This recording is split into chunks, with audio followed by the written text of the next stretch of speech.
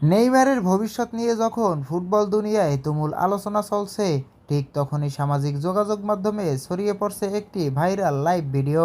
ভিডিওটিতে দেখা যায় ব্রাজিলের প্রেসিডেন্ট নেইমারের প্রতি আবেগঘন বার্তা দিচ্ছেন বলে দাবি করা হচ্ছে। সেখানে তিনি নেইমারকে অবসর না নেওয়ার অনুরোধ করছেন এবং 2030 বিশ্বকাপ পর্যন্ত খেলে যাওয়ার আহ্বান জানাচ্ছেন বলেও দাবি করা হচ্ছে। এই ভিডিও প্রকাশের পর ফুটবল প্রেমীদের মধ্যে শুরু হয়েছে ব্যাপক আলোচনা। অনেকেই বলছেন নেইমার এখনও ব্রাজিলের অন্যতম বড় তারকা এবং তার অভিজ্ঞতা আগামী বিশ্বকাপে দলের জন্য গুরুত্বপূর্ণ হতে পারে। আবার অনেকে ভিডিওটির সত্যতা নিয়েও প্রশ্ন তুলছেন।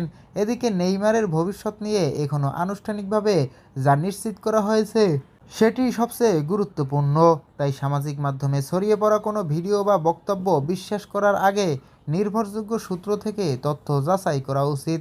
প্রিয় দর্শক, আপনার কি মনে হয় নেইমারের কি 2030 বিশ্বকাপ পর্যন্ত খেলা উচিত? আপনার মতামত কমেন্টে জানাতে ভুলবেন না।